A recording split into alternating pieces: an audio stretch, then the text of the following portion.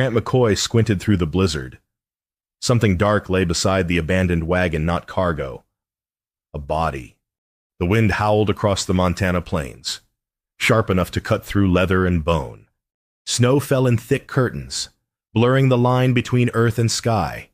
Grant's wagon lurched forward, his daughter Hope asleep beneath a pile of wool blankets behind him. The road back to the ranch stretched 8 miles into darkness. He almost didn't stop.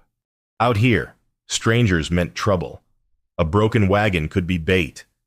Bandits used women as lures. But then Hope stirred, rubbing her eyes. "Papa, is she sleeping?" Grant's chest tightened. He pulled the reins. The horses snorted, steam rising from their nostrils. He climbed down, boots crunching in the snow. The woman lay curled on her side, covered only by a torn canvas tarp. Her lips were blue, her fingers pale as winter bone. He knelt, pressed 2 fingers to her throat. A pulse faint. But there. "Ma'am," he said. No response. He lifted her into his arms. She weighed almost nothing. He wrapped her in his coat, laid her beside Hope. The girl watched with wide eyes. "Is she an angel, Papa?" "Don't know yet," Grant muttered. He snapped the reins. The wagon lurched forward into the storm. The cabin appeared like a ghost through the snow. Grant carried the woman inside, laid her by the fire. Hope hovered nearby, clutching her doll. "Get blankets," Grant said, "and boil water." He rubbed the woman's hands, trying to coax warmth back into her limbs. Her eyelids fluttered. Then her eyes snapped open wild, terrified. She gasped and shoved him away. "Don't touch me." She scrambled backward, hitting the wall. Her breath came in ragged bursts. Grant raised his hands, palms out. "You're safe," he said. "You were freezing. I brought you here." She stared at him, chest heaving. Her gaze darted around the room fireplace. Table. Child. She looked down at herself, wrapped in blankets. Then she noticed her wrists. Rope burns. Deep, angry red lines circling both wrists. Grant saw them too. His jaw tightened. Whoever she was, she'd been tied. And whoever tied her might come looking. "What's your name?" he asked gently. She didn't answer. Just pulled the blanket tighter and turned her face to the fire. Hope crept forward, holding out a tin cup. "I made tea." The woman looked at the child. Something softened in her eyes. She took the cup with shaking hands. "Thank you," she whispered. Grant stood, giving her space. Outside, the wind screamed like a living thing. He glanced at the door, then back at the stranger by his fire. He didn't know her name, didn't know where she came from, but he knew one thing: someone had hurt her, and if they came for her here, they'd have to go through him first. Hope tugged his sleeve. "Papa, Mama used to say angels sleep in the snow." Grant looked at the woman. She wasn't an angel. Angels didn't have rope burns. "Then we better wake this one up," he said quietly. The woman sipped the tea, staring into the flames. The fire crackled. The storm raged, and in that small cabin, 3 strangers waited for morning. She woke to the smell of coffee and the sound of a child humming. Morning light filtered through the cabin's single window. The storm had quieted, but snow still fell in lazy spirals. The woman sat up slowly, every muscle aching. Her head throbbed. She was still wearing her own clothes, muddy, torn, but her own. The man hadn't touched her beyond saving her life. She watched him from the corner. He stood at the stove, frying eggs. His movements were careful, deliberate. A widower's movements. The child Hope. He'd called her sat at the table, drawing pictures in the frost on the window pane. The man turned, saw her awake. He didn't smile, just nodded. "Coffee's hot. Food's ready if you want it." She didn't move. I'll leave as soon as the storm clears. He set a plate on the table. Eat or don't. Your choice. I don't need charity. Good, he said flatly. I don't got any to spare. She blinked, surprised by the bluntness. He poured coffee into 2 tin cups, set one near her, kept the other. Then he sat at the table with Hope, cutting her eggs into small pieces. The woman's stomach growled. She hadn't eaten in 2 days. Pride was a cold companion in winter. She stood, walked to the table, sat. The man didn't look at her, just kept eating.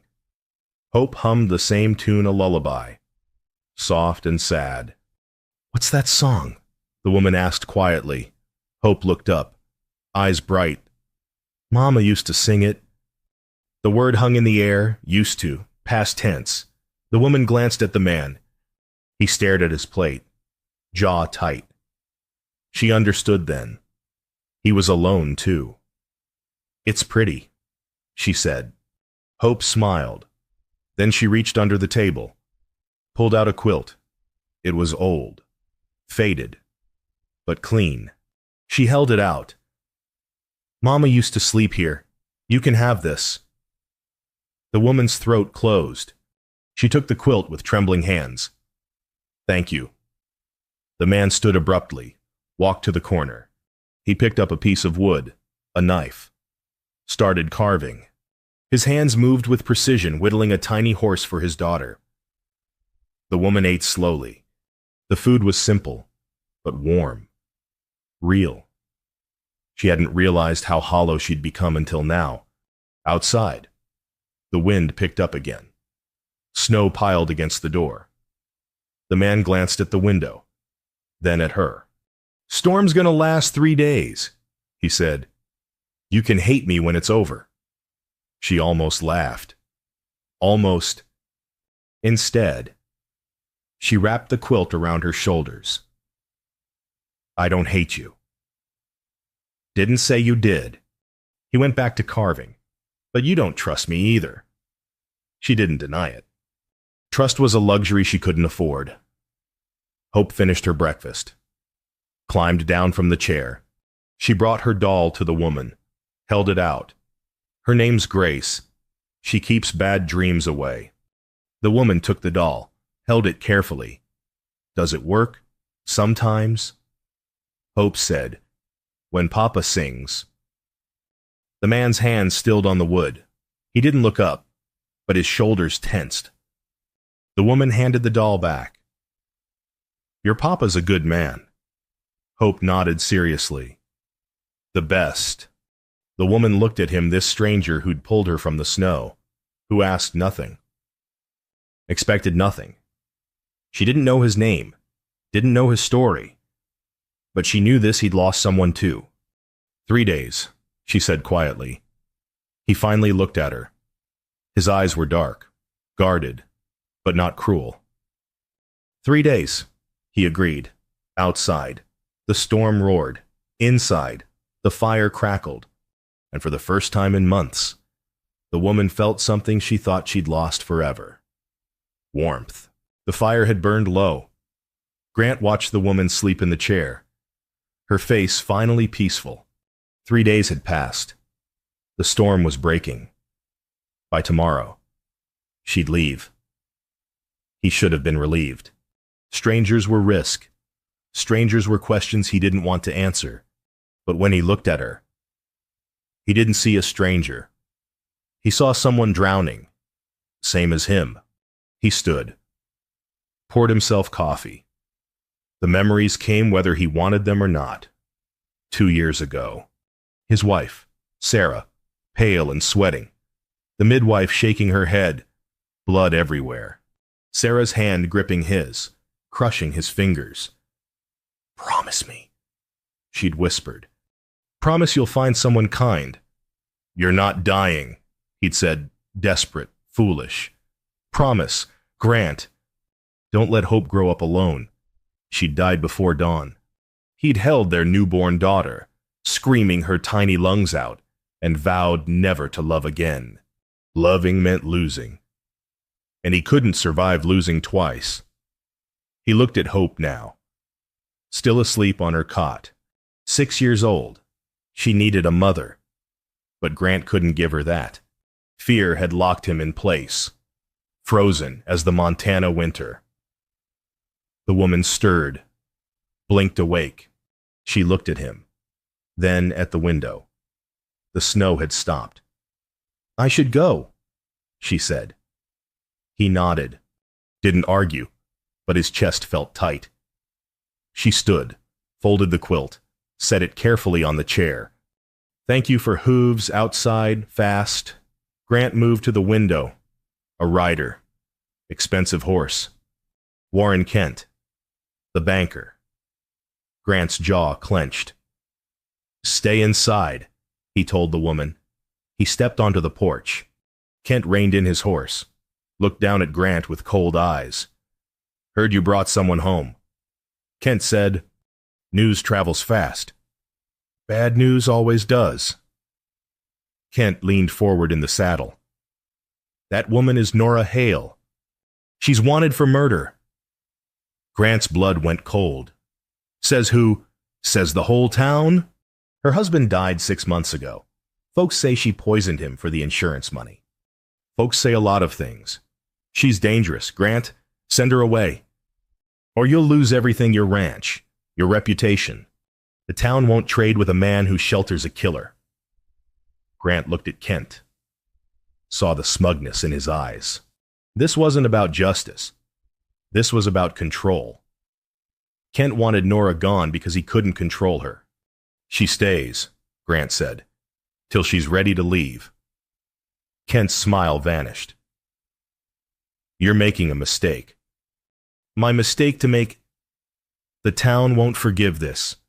Grant stepped closer, voice dropping.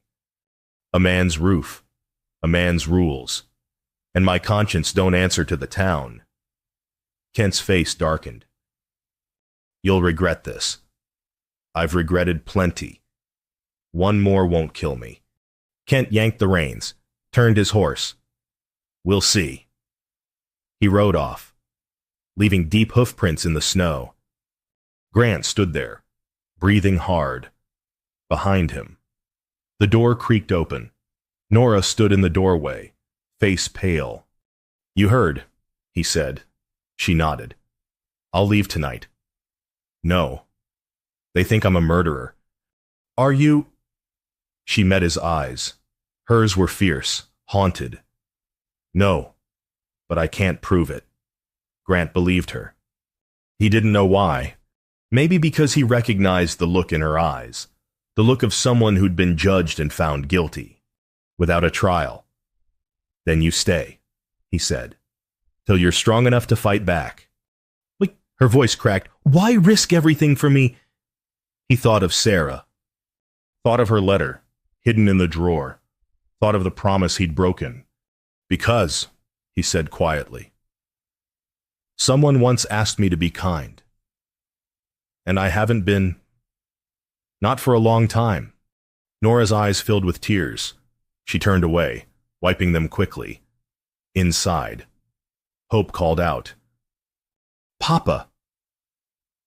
Grant looked at his daughter, then at Nora. 2 people who needed him. 2 people he was terrified to fail.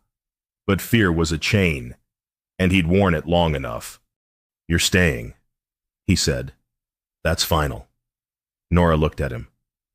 For the first time. Something like hope flickered in her eyes.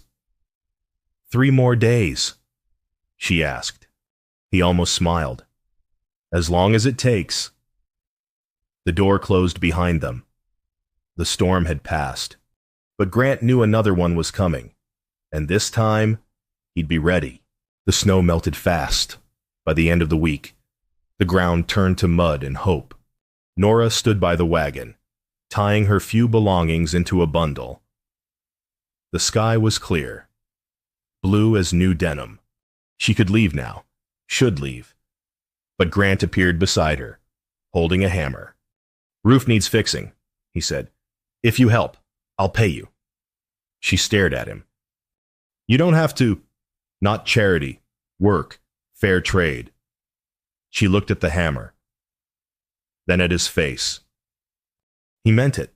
This wasn't pity. It was respect. Deal, she said.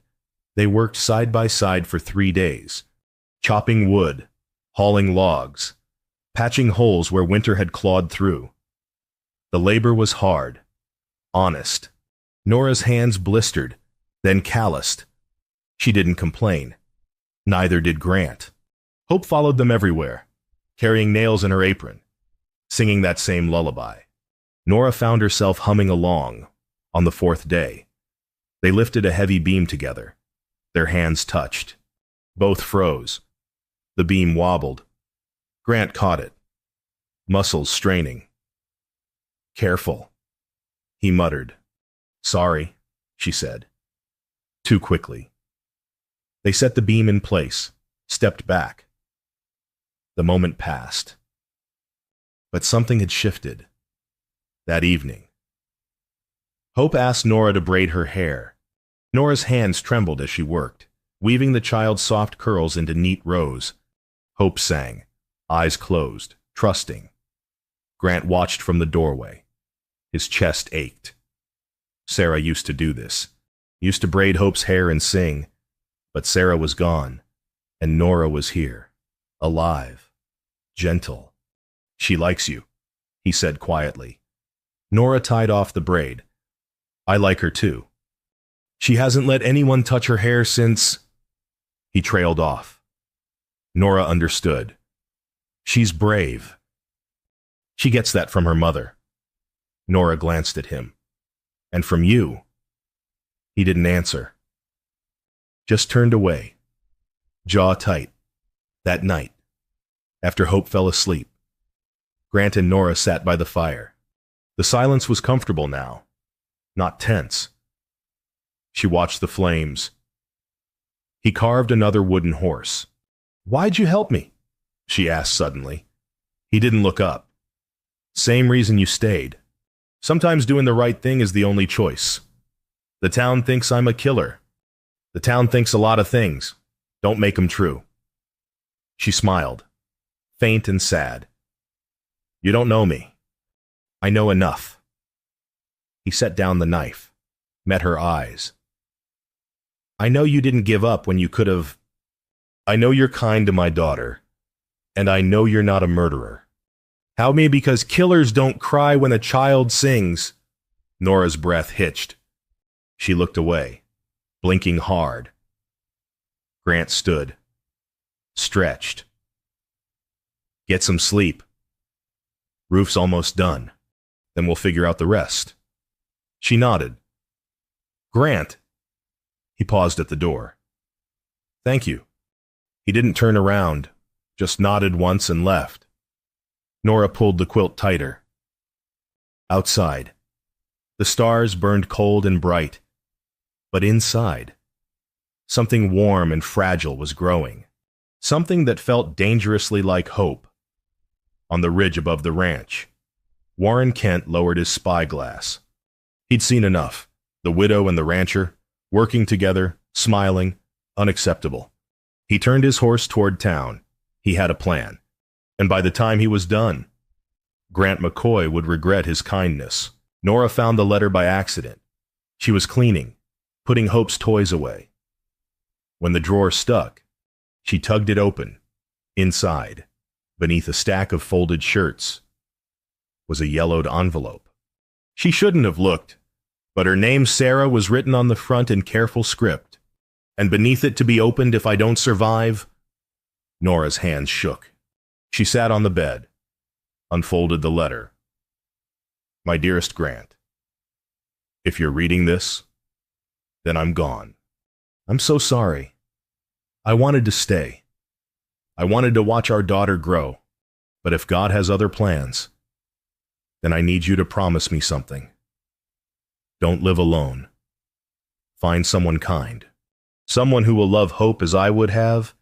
Someone who will make you laugh again. You're a good man, Grant, the best I've ever known. But you carry too much. Let someone help. Let someone in. I love you. I'll always love you. But my love shouldn't be a chain. It should be a door. Walk through it. Forever yours. Sarah Nora's tears fell onto the paper, smudging the ink. She heard the door open. Grant stood there, frozen. I'm sorry, she said quickly. The drawer was stuck, and It's okay. His voice was hoarse. He crossed the room, took the letter from her hands, read it. His jaw clenched. Then his shoulders shook. Nora had never seen a man cry like that. Silent, broken, holding the letter like a lifeline. She reached out, touched his shoulder. She loved you. I couldn't save her. You weren't supposed to. You were supposed to live. He looked at her, eyes red. I've been so afraid. Of what? Of losing again? Of letting someone close and watching them die? Nora's hand tightened on his shoulder. I'm afraid too. Of what? Of being seen, of being known, of trusting someone and having them turn away. They stared at each other. Two people, scarred and scared, standing on the edge of something terrifying and beautiful. She told me to find someone kind. Grant whispered. Did you? He nodded slowly. Yeah, I think I did. Nora's breath caught. Grant reached out, tucked a strand of hair behind her ear. His hand lingered. She didn't pull away. Stay, he said. Not as hired help, not as a guest, as family. Her tears fell faster now. Grant, I know it's fast. I know it's crazy. But I've been dead for 2 years. And you make me want to live again. What if the town... Let them talk. I don't care anymore. She searched his face, saw the truth there. The fear and the courage tangled together. Yes, she whispered. I'll stay. He smiled. It was small, tentative, but real. Outside. The wind whispered through the pines. Inside. 2 broken people began to heal, but in town, Warren Kent was making his move. He'd sent a rider east, carrying a message, and when the rider returned, everything would change. The town fell silent when Nora stepped off the wagon. Grant had insisted they go together. Supplies were low. Hope needed a new dress they couldn't hide forever. So they rode into town on a bright Saturday morning, the 3 of them sitting close. But the moment they arrived, the whispers started. Women pulled their children close. Men stared with hard eyes. The general store owner stood in his doorway, arms crossed. Maybe we should go, Nora said quietly. We're here. Grant said, we're staying. He helped Hope down, then Nora. They walked toward the store. The crowd parted like water, but their eyes followed, judging, condemning. A woman spat at Nora's feet. Nora stopped. Grant's hand went to her elbow, steadying her. Hope clutched her doll, confused. Then Warren Kent stepped out of the bank, flanked by 2 men. His smile was cold, triumphant. Grant McCoy, he called. A word. Grant turned slowly. Speak your piece. Warren? Kent gestured to Nora. This woman killed her husband. She's a murderer, and you're sheltering her. She's innocent. Says you. Kent pulled a folded paper from his coat. I have a witness. A man who saw her buy poison 2 weeks before her husband died. Nora's face went white. That's a lie. Is it? Kent looked at the crowd. Folks, do we let killers walk free in our town? No. Someone shouted. Grant's jaw clenched. He looked at Nora, at Hope, at the crowd. His heart hammered. Every instinct screamed to protect her, but the weight of their stares pressed down like stones. He swallowed hard. I need time to think. Nora's face crumpled. She stepped back, as if slapped. Grant, she whispered, you promised. I just need... You need nothing. Her voice broke. I'll be gone by morning. She turned, walked away. The crowd parted again. Silent now, Hope ran after her. Miss Nora, wait. But Nora kept walking. Head high, shoulders straight. She wouldn't let them see her break. Grant stood frozen. Kent clapped him on the shoulder. Smart choice.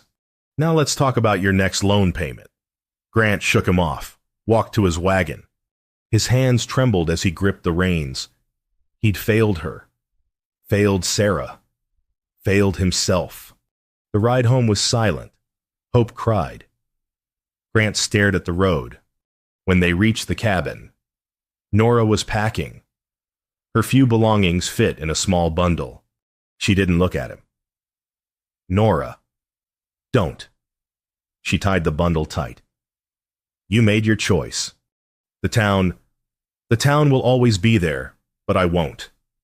She knelt, hugged Hope. Be brave, little one. Your papa loves you, Hope sobbed. Don't go. I have to. She stood, walked past Grant without a glance, out the door, into the fading light. Grant watched her go, watched her walk down the road. Small and alone. His chest felt hollow. Hope tugged his sleeve, held up a piece of paper. She left this. Grant unfolded it. Read Nora's careful handwriting. Thank you for showing me kindness still exists. Take care of Hope. She deserves a happy father. His vision blurred. He crumpled the note, then smoothed it out again. Read it once more. She deserves a happy father. But he wasn't happy. He was a coward. And unless he changed that, he'd lose more than Nora. He'd lose himself. Grant knelt at his wife's grave, hat in hand. The cemetery sat on a hill overlooking the valley. Wind whispered through the long grass. A lone oak tree cast shadows over the headstones. Sarah's marker was simple, beloved wife and mother. Forever in our hearts. I'm sorry, Grant said. His voice cracked. I couldn't save you. I tried. God, I tried. The wind answered. Nothing else. I met someone, he continued. Her name's Nora. She's kind. She's strong. Hope loves her. He swallowed hard. I think I love her too. Silence. But I'm scared. Scared if I love her, I'll lose her. Scared if I let her in, she'll die too. Scared I'm betraying you. He looked at the headstone, tears streaming down his face. But you told me not to live alone. You told me to find someone kind, and I did. I found her. And then I let her go because I was afraid. He stood, wiping his eyes. I'm done being afraid. I can save her. And I think you'd want me to. He placed his hand on the cold stone. I love you. I always will. But my heart's big enough for two.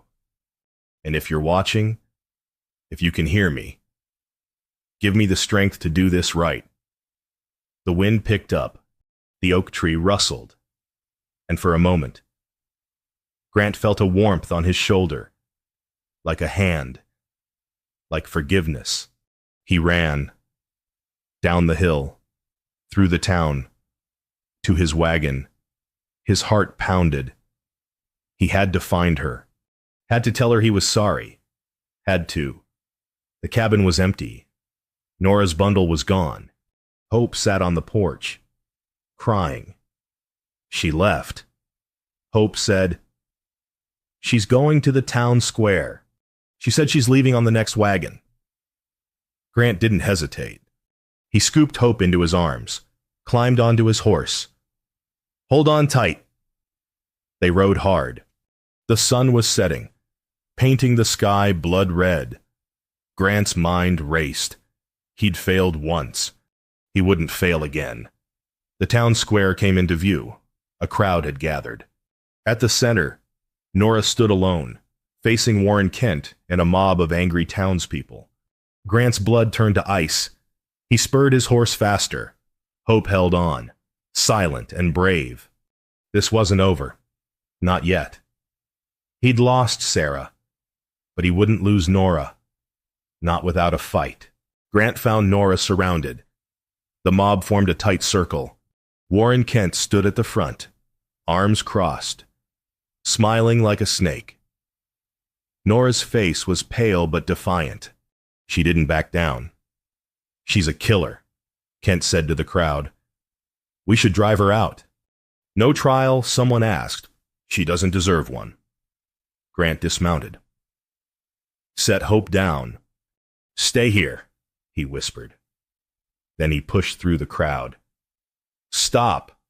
The crowd turned. Kent's smile widened.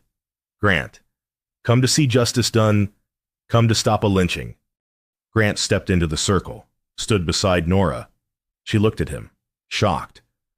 "Grant, don't, I'm done being quiet." He turned to face the town. His voice rang out, clear and strong. "You want to judge her, judge me first." The crowd murmured. Kent frowned. "I let my wife die." Grant said, "I held her hand while she bled out. I couldn't save her. And I've lived with that guilt for 2 years. I've been afraid. I've let fear control every choice I make." He looked at Nora. Then this woman showed up, and she reminded me what it means to be alive, to be kind, to be brave. Kent scoffed. "She's a murderer." "No." Grant's voice hardened. "She's a widow. Like me. Someone the world tried to break, but she didn't break. She survived. You have no proof. I don't need proof." Grant stepped closer to Kent. "I know her heart. I've seen her care for my daughter. I've watched her work till her hands bled. I've seen her cry when she thinks no one's watching. That's not a killer. That's a woman who's lost everything and still chooses kindness." The crowd was silent now. Some faces softened. Others remained hard. "If you exile her," Grant said, "you exile me too. Because I'm not living without her. Not anymore." Nora's hand found his. He squeezed it. Kent's face darkened. "You're a fool." "Maybe. But I'm a fool with a clear conscience."